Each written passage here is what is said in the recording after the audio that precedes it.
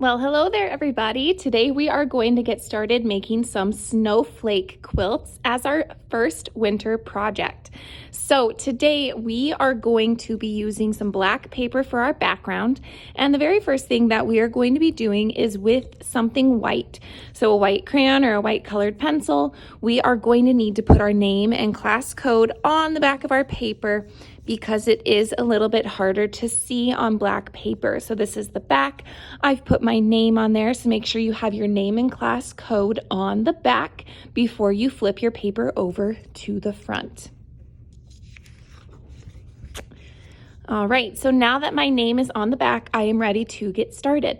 So to start off with our quilt, we are going to be thinking of this piece of paper as a quilt that has 4 squares on it. A normal quilt that is a blanket has so many squares. There might be dozens of them. There might be 100 squares on a quilt.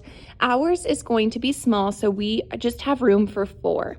Okay, so we are going to be getting some colored paper, and you can see here that I have lots of options. Just because I have these options here, though, does not mean that you're going to have all of these. By the time that it comes around to be your turn to do this project, we might not have all of these colors. So whatever colors you have available, that is what we're going to use. So the first thing we're going to do is we're going to choose 4 colors, okay? So I'm just going to choose 4 colors right away that I like, and we'll just choose this green.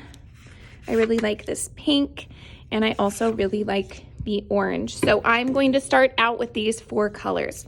Now, the first thing we need to do before we start attaching anything is we need to figure out how we want them to be placed on our paper. They do need to be placed sort of like this, where we can see that there is black around everything. So there's black around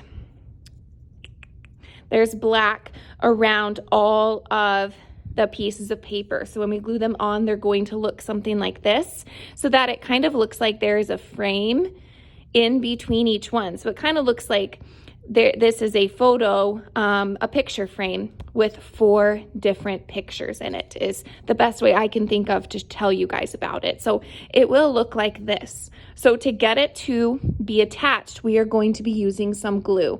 And luckily, I have already completed this step with 3 of the pieces of paper. So I am just going to move this one out of the way, and I'm going to finish up this one. So I am going to be sticking this one right here, and I will show you how I did it, because I did it the same way with these 3 other quilt pieces right here. So I'm going to take a glue bottle, and I'm just gonna open it up.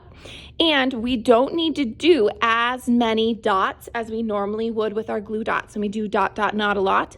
This is really going to be not a lot. You do not need very much glue to make paper stick to paper. So we are actually just going to do a few glue dots. We're gonna do one in, let's see, this is a little stuck. We'll see if we can get that off. There we go. Okay, we are going to do 1 glue dot in each corner. So 1, 2, 3, 4, and then we're going to do a glue dot in between each of those. So 1 here, 1 here, 1 here, and 1 right there. Perfect. And then we're just gonna flip it over, make sure that it is as lined up as I can get it. Does not have to be perfect though. Quilts are handmade blankets, so they're never going to be perfect because they were made by a human. And then we press 1, 2, 3, 4, 5, okay?